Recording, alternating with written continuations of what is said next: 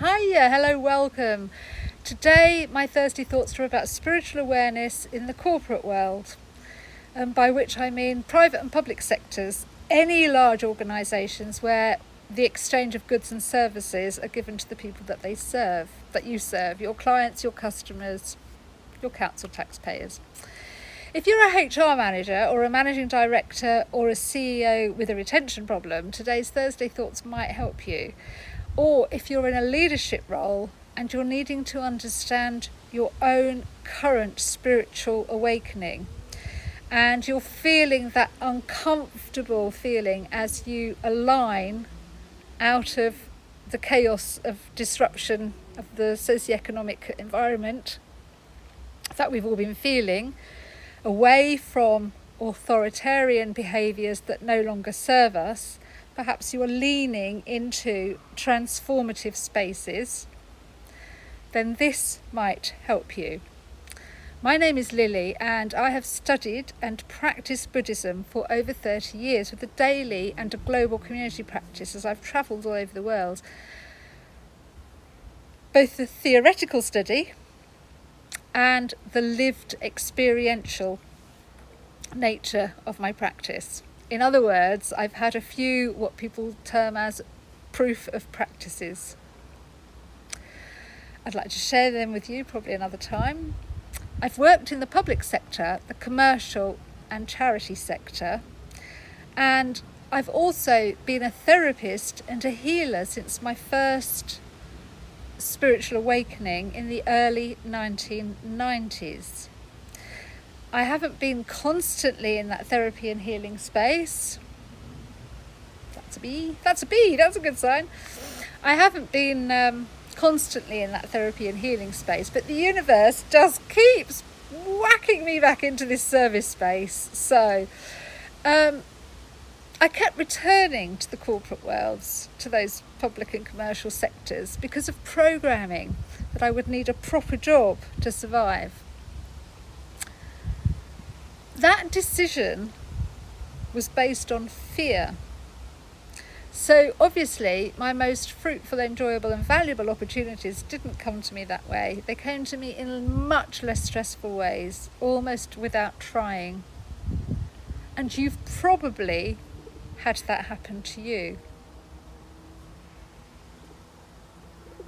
I have lived positive change management experience as an independent founding non-executive director, setting up a new public housing company, a government arm's length company, if you like. And as an independent director, aligning social housing tenants and councillors on a board was not that easy. It was a challenge. Together, we set strategy targets, key performance indicators, developed good governance, audited finance, and hopefully enabled positive cultural changes through the appointment of new CEOs and corporate directors, and through supporting staff as they transferred their roles from public sector to private. Obviously still housing and supported housing. That also was not an easy ride. Sadly, I also have lived negative experience of unplanned change management in the form of a disappearing team. And that was brought about by the egotistical actions of one person who was described to me as willful, clever, cunning, and who either had a complete inability to retain, nurture and support positivity and individuals and grow a cohesive team, or their strategy was to get rid of everyone and start again. I heard phrases from colleagues like, it's their way or no way, or actually they're gaslighting you, Lily. I'd never been in a transactional relationship where I'd had this kind of issue before of trust.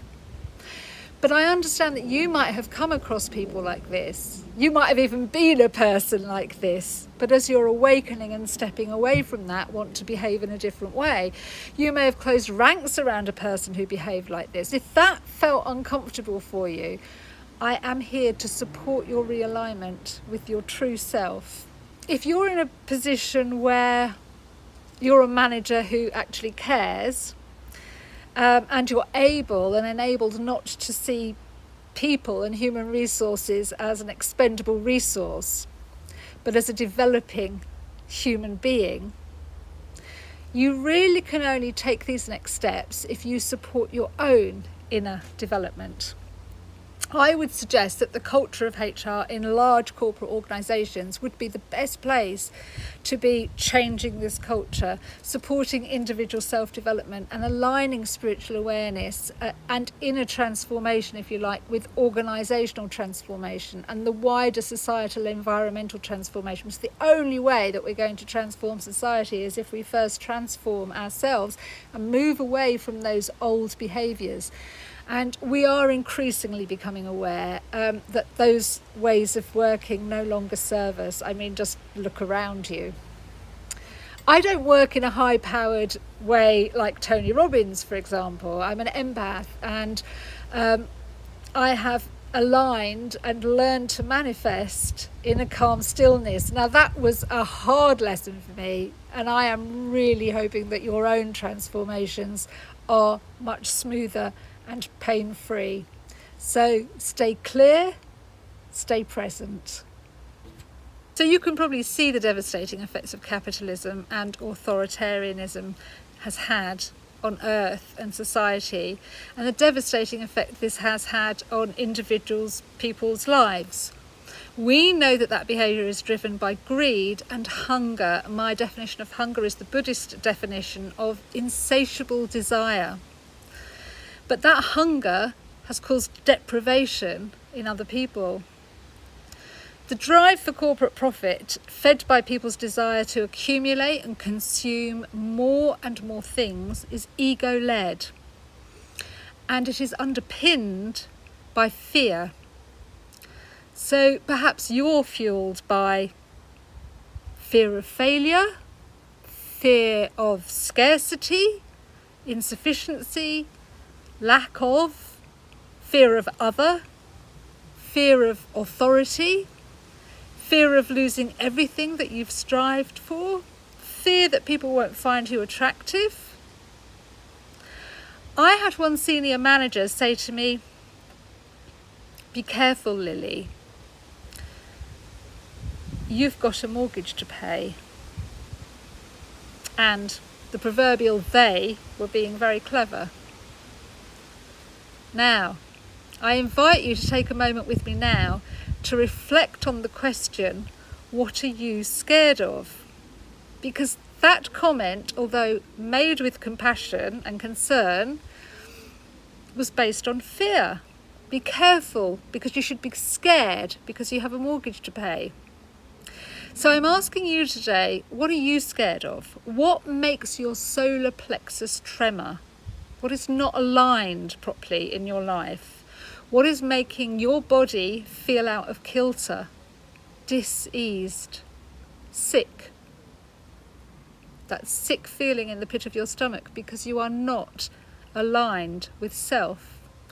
And many people, including you, I'm sure, are becoming increasingly aware of the urgent need to transform the way we work and transform the world around us. In order to do that, we need to transform and realign ourselves as individuals with our higher selves, with our true purpose. Now, I've explained before using Buddhist concepts of the 10 worlds and the 3 lower life states, which are hell, as in dystopia and depression, hunger, as in consumerism, insatiable desire, people just wanting more and more, corporate greed, and animality, false ideological tribalism, and how acting from those 3 life states creates this perpetual negative karma. And you might have noticed these cyclical patterns in your life, but one of your fears might be, but I'll lose everything if I realign. you're already self-aware and you know that's not going to happen. You may be in a leadership role because you're already self-aware, but you may be feeling that inner transformation and that alignment as being uncomfortable because you're outgrowing the old. It may feel that the old was disruptive, it was repressive, maybe it was an authoritarian, maybe it was a toxic environment, maybe it's of your own cause, it doesn't matter. You're now feeling that you need to realign in another way, in a different way of behaving. And as we see the global socioeconomic landscape, we are looking towards our spiritual awakening, and if you have disconnects that you're feeling between the two, they do feel disconnected, and you can feel the urgency for real transformation. The transformation of society begins with the transformation of individuals. The way I understand it is based on the understanding of interconnectedness of everything. In Buddhism, we use the term eshofuni. It means at one with one's environment. Being at one with one's environment isn't a goal to attain. It is a metaphysical law, like the law of cause and effect or the law of gravity. We are at one with our environment all the time, whether we like it or not. It doesn't mean learning how to be at one with your environment. It means you are already one with your environment. And the only way to change your environment is to change it yourself. You've either created your environment or you've adapted to fit into it. Sometimes we create these things as a lesson or to realign us where we're really supposed to be and our true purposes. Remember that your energy is malleable, and the way that you have moulded that energy will tell you how you feel. Well, your feelings will tell you how you've moulded the energy, actually. And that's my thirsty thoughts are how best to support you in that realignment, in your spiritual awakenings, in the corporate world, and stop those feelings of sickness, of dis-ease, those uncomfortable feelings of non-alignment. So I'm just basically reaching out to say I'm here and I can help you. My thirsty thoughts are about how best to support you and align you and keep you grounded within your spiritual awakenings while working in the corporate world. So I would like to share some thoughts. Comparing the teachings of Zen master John Po Rossi and spiritual teacher Eckhart Tolle. So first, I have to disagree with the semantics, the use of language by John Po Rossi. Not his methodology, which is sound. The idea of detachment and awareness and the seeking of inner compassion and activation of wisdom in the boardroom. We all need a bit of that in every situation. But what I disagree with is his language, his rhetoric, because words are powerful. And being aware of neuro-linguistic programming, and that is the effect that words, connotations, meaning making in your mind creates your world. That was another of my tongue twisters. Meaning making creates your world in your mind. Meaning making in your mind creates your world. So we're speaking to the idea of developing a depth of conscious awareness through strengthening will and focus and through discipline. Now that made me feel out of alignment, a bit of a juxtaposition, and this is why. Because will comes from the ego and it includes being clever and cunning. It's collective ego that has fueled capitalism and developed a bit of a dystopian mess. I mean, you have to agree. We have not been very good custodians of our planet. Wherever we put our focus is where our energy manifests. Letting our collective egos focus and manifest doesn't appear to be working for the planet.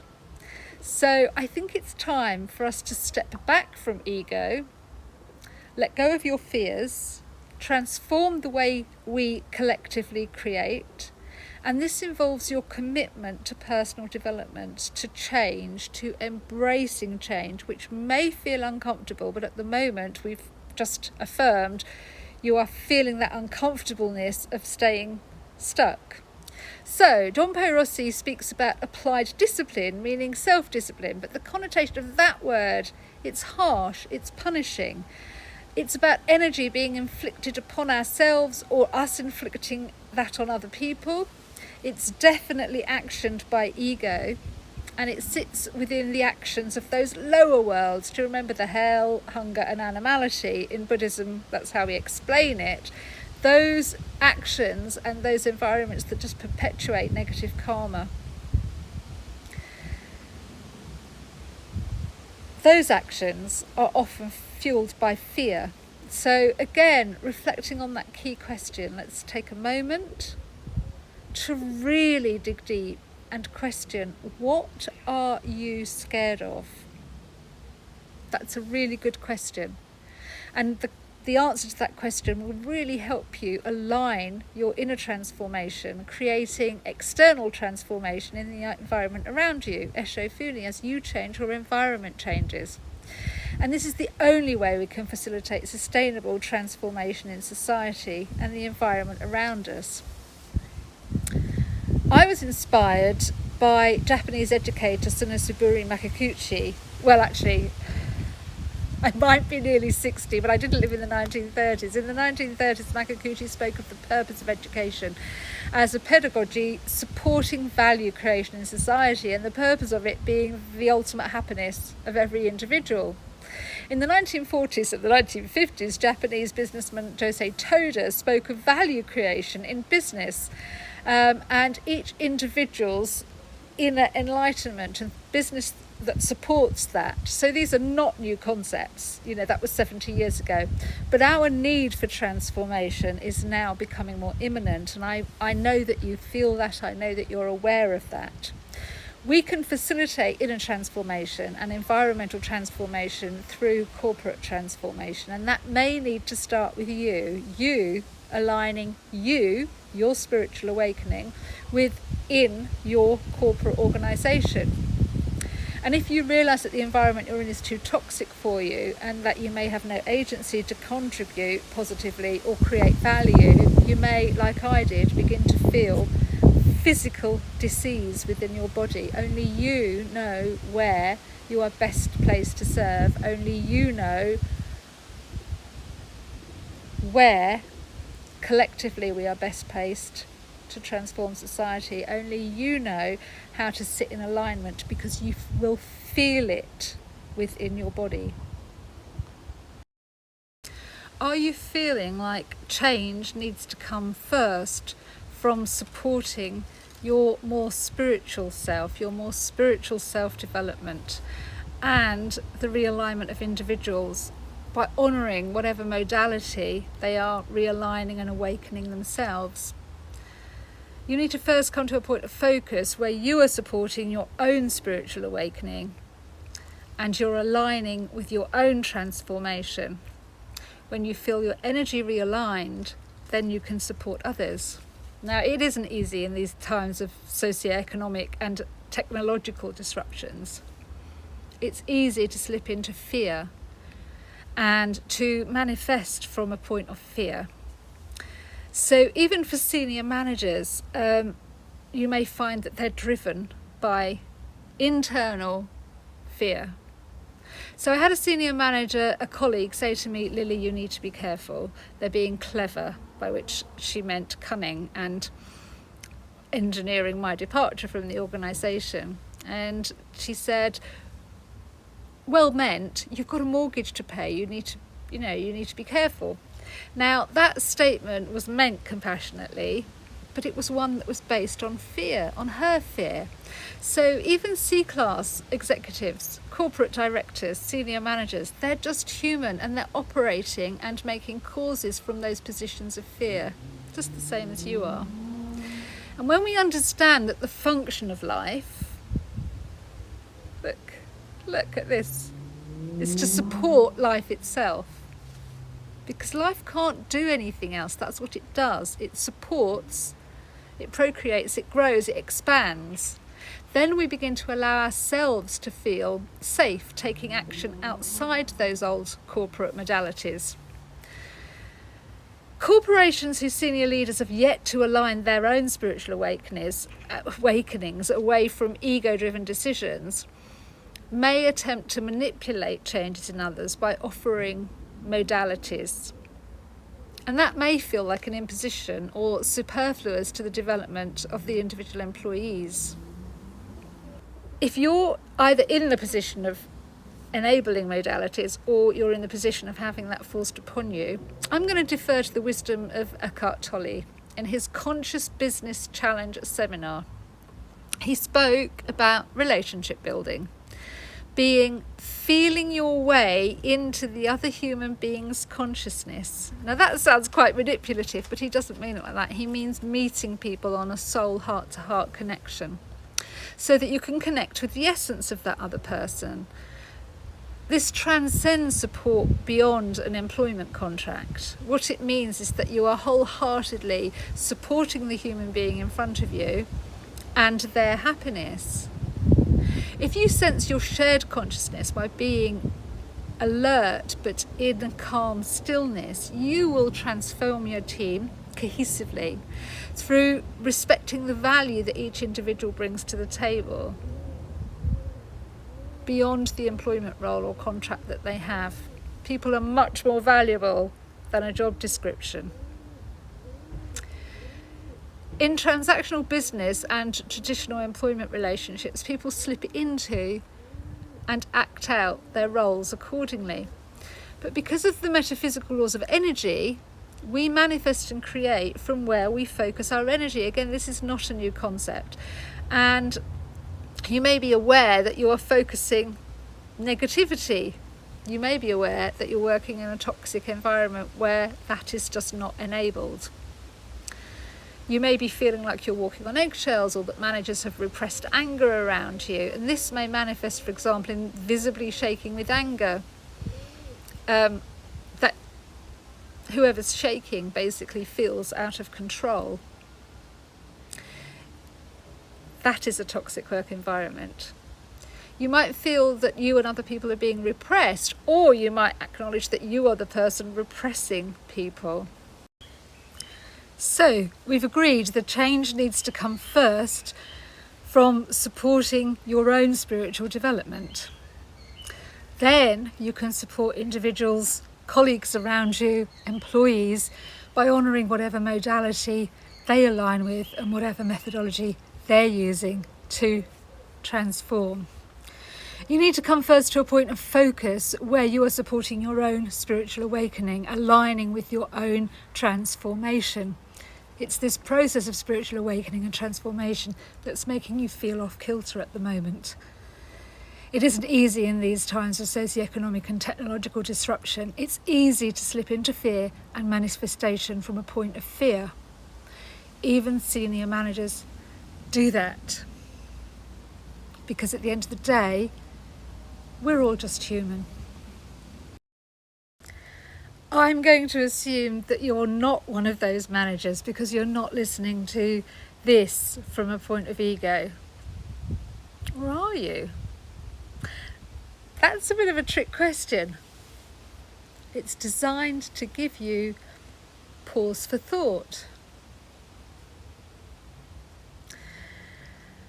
As we change our vibration, not infrequently what we receive is a negative energy from other people towards us. As you change your energy, you may feel that negative energy towards you. That's because your change in vibration is perceived like a threat from that other person, because your energy changing is changing their energy field. And being stuck is a place of comfort, and change is not comfortable. But business and employment is a value exchange, if you like. It's an energy exchange. But what has been lacking from corporate agendas are perhaps compassion and wisdom. When did you last see that your KPIs involves compassion and wisdom? Without that, we allow authoritarian behaviour, subjugation based on fear. That's not value creation. So you understand that value is created tenfold in a non-authoritarian environment. Expectations of subservience do not allow for diverse thinking, equity, or individuals to blossom and contribute. You understand that if you always do the same thing in the way that you've always done it, you will reap the same rewards. So you know that it really is time to change. If you genuinely want to transform society around you, you understand that this must first start with inner transformation of the individual. You know that. You can only enjoy being with and working collaboratively with others. You can only work in a supportive environment when you transcend the limitations of acting from ego. Acting from ego in a corporate world is what's got us from where we've got to, and we all know that change is what is needed. If you want to make your working place a supportive, transformative space, or if other colleagues or shareholders want you to, rather than using everyone as a means of an end. When you bring the transcendent into any relationship, unless the other person understands what is happening, you will be faced with suspicion. You may be faced with other people positioning you as hostile because they're scared. This is because you raising holistic awareness, your spiritual shift threatens their stagnancy, their old non-transformational energy patterns. They need to stop operating from positions of fear and ego. So you living in the moment and speaking the truth in the moment may not be what people are ready to hear. In all transactional relationships, work or home related, first we meet each other in physical form, and there is judgment, and then psychological form, and there is judgment. Transactions on this level are fraught with karmic danger. For example, if the person you're dealing with feels inadequate physically or psychologically and they're not happy within their own form, within their own self, they might be experiencing imposter syndrome, for example. This superficial level and this judgment is not going to get us where we need to get to. You may be happier or more physically healthy than them, and this will pose a challenge to their ego, or the other way round. Perhaps it's you who feels challenged because you perceive their knowledge to be superior, their experience to be more, or their physique to be healthier. Physical form of the person, psychological form, the role that we're playing, is a transactional relationship on the level of form identity. And inability to relate beyond this form identity is fraught with negative karmic potentials, and it's why we are perhaps stuck in need of transformation as a society, as a world. Our essence identity is the transcendent, the awakened, the conscious. It's not led by ego. Essence identity is consciousness. It's not led by fear. Usually people love working with you or being in your presence because they like your energy. If they feel threatened by your energy, which is going to happen a lot more as more people awaken and shift energy, and it will affect other people's energy fields. It's a matter of staying grounded. Eckhart Tolle gives a beautiful experience about his meeting with his accountant on a deeper level, which I resonate completely with because I feel that about my accountant. Hi, Z, Razak, Siatax, and everyone who works for him, you are all brilliant. So to conclude, your power team are the people with whom your open authenticity connects. because it's present, it's allowed to be present, it's enabled to be present. Those kind of business meetings can be nurtured into win-win-win situations, and I can give you plenty of examples. Those kind of relationships in an organisation are nurtured by good management. Through my Buddhist organisation, SGI UK, I learned that true leadership supports the development of every individual in an organisation as a human, not as a resource. It's not the other way round.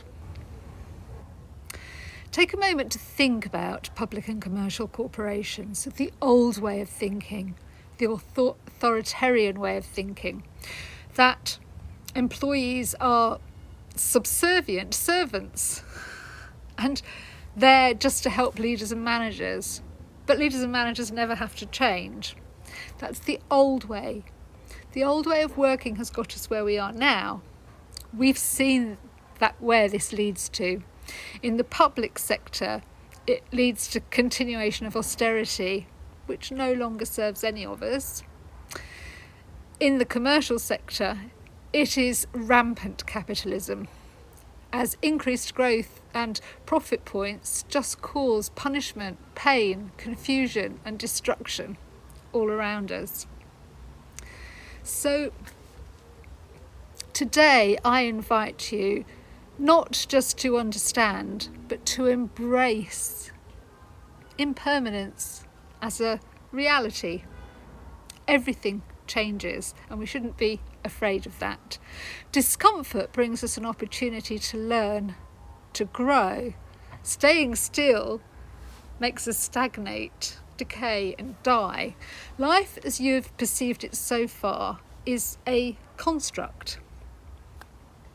If you want to change that construct, as Martin Luther King said, the change starts with you.